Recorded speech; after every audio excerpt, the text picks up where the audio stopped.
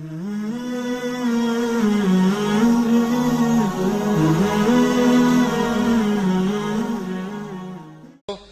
شک آپ اس شخص کو ڈر سنائیں من اتبع ذکر، جو نصیحت کو مانے، وخشی الرحمن بالغیب، اور بن دیکھے رب کو مانے۔ یار جب کوئی دیکھ لے، سامنے آنکھوں کے آ جائے، تو پھر تو وہ فرعون نے بھی کہا تھا نا آمنت برب موسیٰ، میں موسیٰ کے رب پر ایمان لایا ہوں۔ تو دیکھ کے یہ تو بدبخت ایسے تھے، چاند ٹکڑے ہوتے دیکھا پھر بھی نہ مانا، اور مدینے والوں نے کچھ بھی نہ دیکھا، کہا ہم جانے وار دیں گے آپ کے نام پہ۔ تو کہا کہ محبوب وہ تیری راہیں تک رہے ہیں، وہ تیرا انتظار کر رہے ہیں، اور وہ بن دیکھے مان رہے ہیں۔ اللہ اکبر، الذین یؤمنون بالغیب، بن دیکھے انڈکھے جو سودے کرتے ہیں۔ بڑا معروف نام ہے بہلول کا۔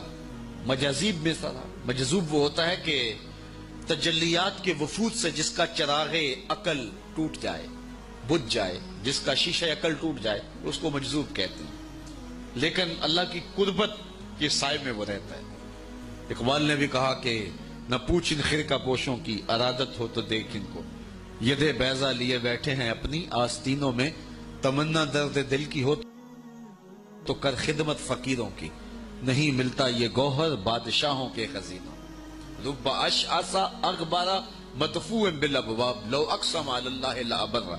بہت سارے لوگ کہ ان کے بال بکھرے ہوئے، حالت پراگندہ، تمہارے دروازے پہ ہیں، تم دھکا دے دو، بابا پرے چلا جا، لیکن فرمایا کبھی انہیں چھیڑنا بیٹھنا، اللہ کے نام پہ قسم ڈال دیں تو اللہ پوری کر دیتا ہے۔ ایسے لوگ بھی، یہ بخاری کی روایت ہے جو میں آپ کے سامنے پیش کی ہے۔ رب اشعث اغبر مدفوع بالابواب لو اقسم علی اللہ، اگر اللہ پہ کوئی قسم ڈال دیں، لابر، اللہ پھر پوری کرتا ہے، ان کی لاج رکھتا ہے وہ، چونکہ بندے جو اس کے ہوتے ہیں۔ بغداد کا بازار تھا، اور ایک حلوائی جو ہے وہ صبح صبح اپنی دکان سجا رہا تھا کہ ایک فقیر آ نکلا، لکڑی کے کھڑاؤں اس نے پہنے ہوئے تھے، تو کہا بابا جی آؤ ذرا بیٹھو۔ تو اس نے گرم گرم دودھ نکال کر کے بابا جی کو پیش کیا۔ صبح کا موقع تھا، اس نے پیا اور اللہ کا شکر ادا کیا، اور اس کو بھی کہا تیرا بھی شکریہ، اور فقیر آگے چل پڑا۔ بازار کا منظر تھا، آگے ایک فاحشہ عورت اپنے دوست کے ساتھ، اپنے یار کے ساتھ سیڑھیوں پر بیٹھ کے موسم کا لطف لے رہی تھی۔ یہ آج کل جس طرح ہلکی ہلکی بوندا باندی ہو تو جی چاہتا نا کہ باہر آئیں اور منظر دیکھیں، تو ساون کی رت لگی ہوئی تھی، ہلکی ہلکی بوندا باندی تھی، تو سیڑھیوں پہ بیٹھ کے وہ موسم کا لطف لے رہے تھے کہ یہ فقیر اپنی موج میں بازار سے گزرا، تو لکڑی کے کھڑاؤں تھے، کیچڑ اڑ کے کبھی دائیں گرتا تھا کبھی بائیں گرتا تھا، ایک چھینٹا اڑا اور اس عورت کے لباس پہ جا گرا۔ اس کے پاس اس کا بیٹھا ہوا جو یار تھا، اسے بڑا غصہ آیا، اٹھا اور آ کے فقیر کے منہ پہ تپڑ مارا۔ فقیر بنے پھرتے ہو، چلنے کی تمیز بھی نہیں ہے، قیمتی لباس آیا کر دیا۔ فقیر نے آسمان کی طرف دیکھا اور ہنس کے کہا مالک تو بھی بڑا بے نیاز ہے، کہیں سے دودھ پلواتا ہے کہیں سے تپڑ مرواتا ہے۔ حضرت داتا گنج بخش علی حجویری کشف المعجوب میں لکھتے ہیں فقیر اتنی دیر تک فقیر نہیں بنتا جب تک خدا کی رضا پہ راضی نہیں ہو جاتا۔ بلیا لوکی تینوں کافر کافر آکھن تو آہو آہو آگ، جب تک یہ کیفیت نہیں ہو جاتی فقیر فقیر نہیں بنتا۔ کہا مالک تیری بھی عجیب شان ہے، کہیں سے دودھ پلواتا ہے کہیں سے تھپڑ مرواتا ہے۔ یہ کہہ کے فقیر آگے چل پڑا۔ وہ عورت چھت پہ جانے لگی تو پاؤں پھسلا سیڑھی سے تو سر کے بل گری، چوٹ کوئی ایسی آئی کہ موقع پہ فوت ہو گئی۔ شور مچ گیا کہ فقیر نے کوئی بد دعا دی تھی آسمان سے منہ کر کے، تو یہ قیمتی جان چلی گئی۔ فقیر ابھی بازار کے دوسرے کونے تک نہیں پہنچنے پائے تھے کہ پکڑ لیے گئے۔ لوگوں نے کہا فقیر بنے پھرتے ہو، حوصلہ بھی نہیں رکھتے ہو، کیا ہوا میاں؟ کہا تم نے بد دعا دی اور عورت کی جان گئی۔ کہا واللہ میں نے تو کوئی بد دعا دی تھی۔ کہا نہیں، تیری بد دعا کا کیا دھرا ہے، لوگوں نے جو ہے وہ ضد کی کہ تو نے کوئی بد دعا دی تھی تب ایسا ہوا ہے۔ جب لوگوں نے ضد کی نا، اس نے کہا اگر سچی بات پوچھتے ہو نا تو میں نے بد دعا کوئی نہیں دی، یہ اصل میں یاروں یاروں کی لڑائی ہے۔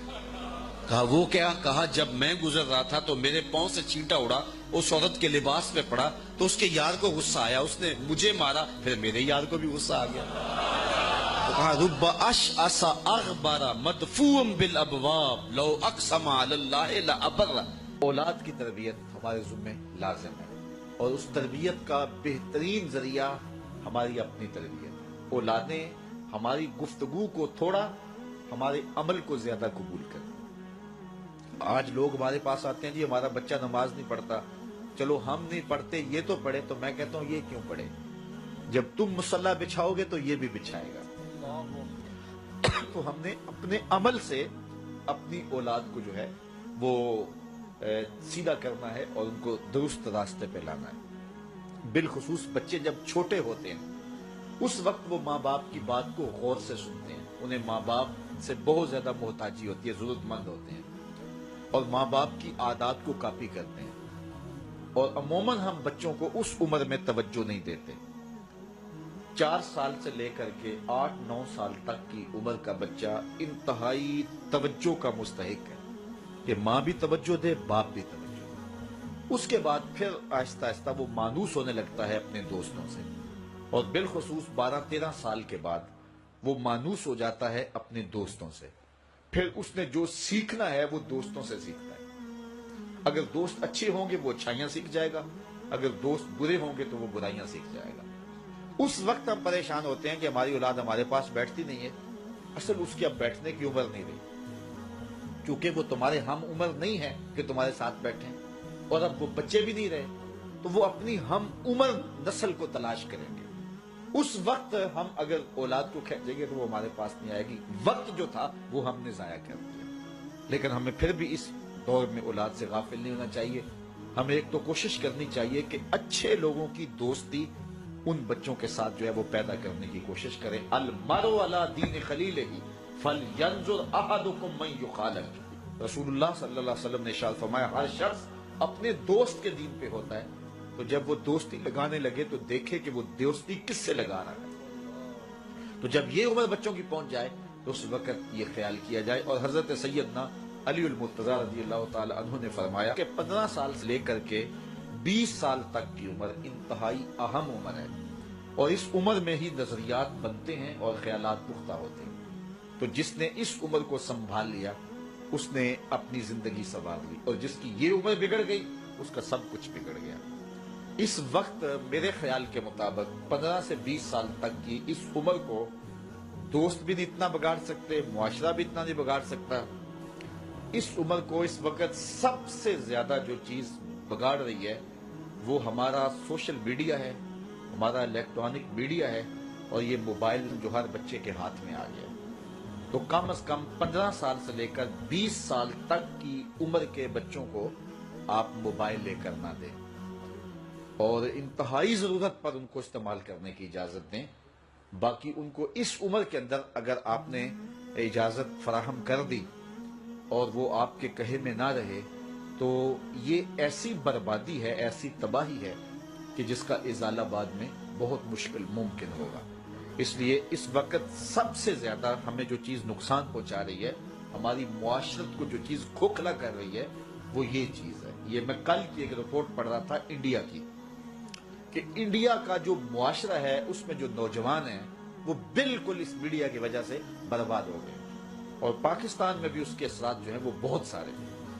لیکن یہاں اب بھی کوئی شرم و حیا موجود ہے، لیکن اگر ہم نے اپنی نسل کے آگے بند نہ باندھا تو یہ میڈیا مغرب کی جانب سے ہماری معاشرتوں کو تباہ کرنے کے لیے ایک ہتھیار کے طور پہ استعمال کیا جا رہا ہے، اور ہماری نسل بڑی تیزی کے ساتھ جو ہے اس کا شکار ہو رہی ہے، اور گھر لٹ رہے ہیں، شرم و حیا وہ جو ہے وہ اس کا جنازہ نکل رہا ہے۔ تو اس حوالے سے والدین کو خصوصی توجہ دینے کی ضرورت ہے۔ پھر ہاتھ ملیں گے تو پھر جو ہے وہ اس کا کوئی علاج نہیں ہوگا۔ لکھا ہے وہ ہمیں مل کے رہے۔ شیخ سعدی شیرازی فرماتے ہیں یہ کبھی نہیں ہوتا کہ مقدر کا لکھا نہ ملے، ہمارے اوپر صرف کوشش کرنا ہے۔ انہوں نے بڑی خوبصورت مثال دی کہ ایک بندہ جا رہا تھا جنگل میں تو اس نے دیکھا کہ ایک لومڑی ہے جس کے پاؤں بھی کٹے ہیں، ہاتھ بھی کٹے ہوئے۔ تو اس نے کہا مالک تو اس کو کیسے رزق دیتا ہوگا؟ تو وہ ایک درخت پہ چڑھ کے بیٹھ گیا۔ ایک شیر آیا، اس نے شکار کیا اور کچھ کھایا اور باقی بس خوردہ چھوڑ کے چلا گیا۔ یہ رینگتی ہوئی آگے بڑھی اور وہ جو بچا کھچا تھا اس نے وہ کھا لیا۔ تو اس کا بڑا یقین کامل ہو گیا۔ اس نے کہا کہ مالک تو کتنا کریم ہے، اس کو بھی رزق دیتا ہے۔ ایک غار میں جا کے بیٹھ گیا۔ جب وہ بے دست و پا لومڑی کو رزق دیتا ہے انہیں تو پھر انسان ہے۔ ایک پہر گزرا، 2 پہر گزرے تو ہاتف سے آواز آئی میرے بندے میں تجھے بھی دوں گا، لیکن شیر بن لومڑی نہ بن، شیر بن لومڑی نہ بن۔ کہ خود بھی کھا اور اوروں کو بھی کھلا۔ تو قسمت کا ہے جو مل کے رہتا ہے۔ اب کوئی شیر بن کے لے لے یا لومڑی بن کے لے لے، حرام ذریعہ اختیار کر لے یا حلال ذریعہ اختیار کر لے، اب یہ ہمیں اس نے اختیار دیا۔ فَلَنُحْيِيَنَّهُ حَيَاتًا طَيِّبَةً، اللہ فرماتا ہے کہ جو میرا ہو جائے پھر میں ستھری زندگی دے دیتا ہوں، میں پاکیزہ زندگی دے دیتا ہوں، میں نورانی زندگی عطا کر دیتا ہوں۔ تو یقیناً جو اس کے ہو جائیں پھر اللہ اس کا ہو جاتا ہے۔ فَلَنُحْيِيَنَّهُ حَيَاتًا طَيِّبَةً کا روپ چڑھتا ہے ان کے چہرے کے اوپر۔ زندہ ہوتے ہیں تو خوبصورت زندگی گزارتے ہیں، اور جب اس دنیا سے جاتے ہیں تو پھر بھی خوبصورت زندگی گزارتے ہیں۔